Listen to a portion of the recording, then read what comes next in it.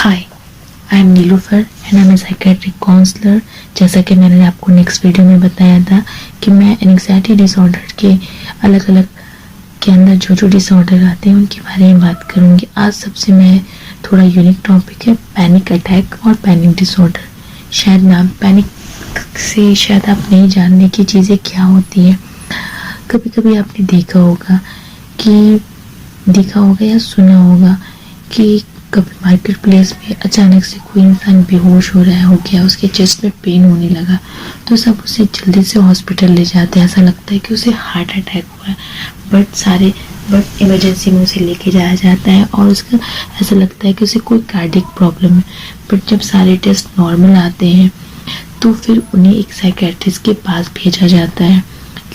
क्योंकि ये एक पैनिक अटैक होता है। पैनिक अटैक में भी हार्ट अटैक के ही तरह बहुत सारे सिम्टम्स मिलते जुलते हैं, इसलिए इसको आइडेंटिफाई करना थोड़ा सा मुश्किल लगता है। एक नॉर्मल इंसान या कोई भी इंसान देख के नहीं कह सकता कि उसे पैनिक अटैक है या हार्ट अटैक है, लेकिन अगर सारे टेस्ट कराने के बाद उसका फिजिकल सारे हार्ट में कोई ऐसी प्रॉब्लम नहीं है, सीटी स्कैन कराने के बाद, MRI कराने के बाद सारी चीज़ें उसकी नॉर्मल आती है, तो फिर उसे साइकेट्रिस्ट के पास भेजा जाता है।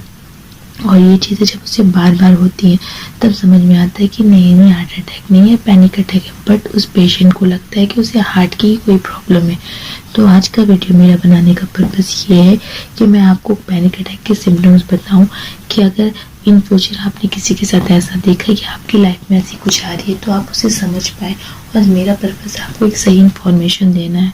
यूट्यूब में और गूगल में आपको बहुत सारी इन्फॉर्मेशन मिलेंगे, बट इन बारीक पॉइंट पे कभी भी कोई फोकस नहीं करता है।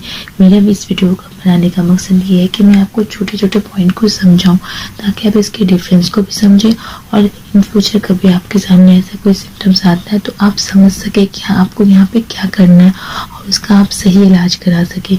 चलिए मैं आगे बढ़ती हूँ। पहले मैं आपको बता दूं कि ये पैनिक अटैक जो होता है ये 10 से 15 मिनट ही होता है, इससे ज़्यादा लंबा टाइम ये नहीं रहता है। और ये जो अटैक को हम डिसऑर्डर तब कहते हैं जब ये 1 महीने तक लगातार रहता है। 1 महीने तक लगातार होने का मतलब ये नहीं कि हर दूसरे दिन में उसको हो रहा है। 1 महीने लगातार होने का मतलब जब भी कभी वो मार्केट प्लेस में निकले या कहीं भी कुछ उसे टेंशन हो तो उसे अटैक आ जाए तो उसे हम पैनिक अटैक कहेंगे। इसके कुछ सिम्टम्स रखे गए हैं और DSM-5 यानी कि साइकेट्रिस्ट की जो बुक्स होती है, मेडिकल की जो बुक होती है उसके अकॉर्डिंग उस पर 13 सिम्टम्स बताए गए हैं। बट कम से कम उस पेशेंट में वो 4 सिम्टम्स नज़र आने चाहिए तो ये हम उसे पैनिक अटैक कहते हैं। सबसे पहले सबसे पहले क्या होता है नर्वसनेस यानी कि घबराहट। एक होती है आम घबराहट थोड़ी देर में, लेकिन इसमें बहुत ज़्यादा घबराहट होती है। दूसरा होता है फेयर ऑफ टाइम। उन्हें ऐसा लगता है कि वो अब मर जाएंगे। जब उन्हें अटैक आता है तो उन्हें ऐसा फील होता है कि वो अब मर जाएंगे, बचेंगे नहीं। पल्पिटेशन, दिल की धड़कन बहुत ज़्यादा तेज़ हो जाती है, हार्ट बीट बहुत ज़्यादा बढ़ने लगती है, चेस्ट पेन होने लगता है, घुटन सी महसूस होने लगती है। ऐसा लगता है कि दम अब निकल जाएगा, गला लगता है कि सांस रुक रही है, सिर चकराने लगता है और जी मचलाता है, वोमिटिंग लगने लगती है, हाथ पैर ठंडे होने लग जाते हैं, पूरी बॉडी में बर्निंग जलन की फीलिंग आने लगती है और आपका बॉडी पूरा झुंझुनाहट टाइप की झुंझुनाहट होने लगती है। आंखों के सामने अंधेरा छा जाता है, ऐसा लगता है कि अब मैं बचूंगा ही नहीं। ये सारे सिम्टम्स पैनिक अटैक के होते हैं। इस वीडियो में मैंने आपको इसके सिम्टम्स को बताया है और नेक्स्ट वीडियो में मैं आपको एक केस स्टडी बताऊंगी कि कैसे एक पेशेंट को जब वो कहीं आ गया तो उसको किस तरीके से पैनिक अटैक हुआ और ये कैसे उसके लिए बहुत बड़ी प्रॉब्लम बन गई। मैं आपको ये भी बताऊंगी पैनिक अटैक से कोई बहुत बड़ा खतरा नहीं होता है, लेकिन जब बार बार ये अटैक आने लगता है तो वो पेशेंट बाहर जाने से डरता है। उसे डर लगता है कहीं मुझे बाहर में अगर ऐसा हो गया तो मैं वहाँ पे क्या करूँगा, कौन मेरी हेल्प करेगा। तो ये सारे इसके दिमाग में विचार आते हैं और जब बार बार उसे ऐसा होता है तो उसे ऐसा लगता है कि उसे हार्ट की कोई प्रॉब्लम है। वो हर जगह जाके चेकअप कराता है, सारी चीज़ें नॉर्मल आने के बाद उसे दिमाग में ये बात बैठ जाती है कि उसे कोई हार्ट की प्रॉब्लम है और डॉक्टर उसे छुपा रहे, जिसकी वजह से उसे पैनिक अटैक बार बार आने लगता है और जिसकी तरह ये पैनिक डिसऑर्डर की तरफ कन्वर्ट हो जाता है। ये तो हो गया पैनिक अटैक की बात। अच्छा, ये पैनिक अटैक और ये पैनिक डिसऑर्डर का मेन रीज़न होता है स्ट्रेस यानी कि टेंशन, क्योंकि कोई भी बीमारी टेंशन से ही शुरू होती है। जब हम बहुत हद से ज़्यादा किसी बात को सोचते रहते हैं तो वो हमारे दिमाग में स्टोर होता रहता है और एक टाइम के बाद हमारा वो कैपेसिटी जो होता है वो ख़त्म होता जाता है और वो हमें कहीं ना कोई हमारी बॉडी में मेंटली या फिजिकली वो हमें डिसऑर्डर की तरफ ही लेके चला जाता है।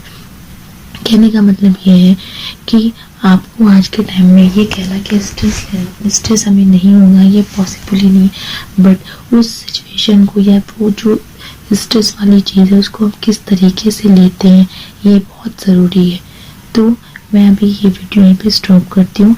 नेक्स्ट वीडियो में मैं आपको एक केस स्टडी डिस्कस करूँगी और साथ में बताऊँगी कि इसके कोई मेन कॉजेज़ क्या होते हैं। स्ट्रेस तो है और भी बहुत सारे कॉजेज़ हैं जिसकी वजह से पैनिक अटैक होते हैं और उससे आप किस तरीके से छुटकारा पा सकते हैं। देखिए, कोई भी डिसऑर्डर को ठीक होने में टाइम लगता है। अगर मैं कहूँ कि आप एक दो सेशन करें या कुछ थेरेपी यूज़ करें अब तो ठीक हो जाएंगे, ऐसा नहीं होता है।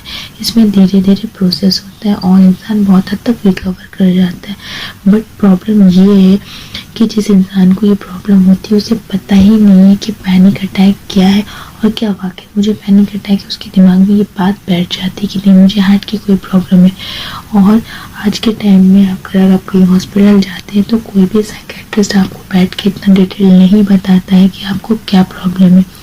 तो आप क्या करते हैं, आधी अधूरी नॉलेज ले लेते हैं या गूगल पे या यूट्यूब में सर्च मार के पूरी फुल इन्फॉर्मेशन आपको नहीं पता होती है कौन सी राइट इन्फॉर्मेशन कौन सी रॉन्ग इन्फॉर्मेशन, उसको लेकर आप ज़्यादा सोचने लगते। कभी लगता है कि कहीं मुझे कैंसर है या कोई और बीमारी के बारे में कि मैं नहीं बचूंगा, मुझे बार बार ये चीज़ें होती, उसको लेके वो इतना ज़्यादा स्ट्रेस लेता जाता है कि वो स्ट्रेस की वजह से उसे बार बार पैनिक अटैक होता है और लास्ट में वो पेशेंट अपने आप को डिस्टर्ब रखने लगता है, अकेला रहने लगता है। तो प्रॉब्लम इससे बढ़ती जाती है। इसीलिए आप पहले इन्फॉर्मेशन लें, जानकारी अपनी बढ़ाएं, तब कुछ कंक्लूजन निकालें। आज का मैं यही वीडियो यहाँ पे स्टॉप करती हूँ। Thank you.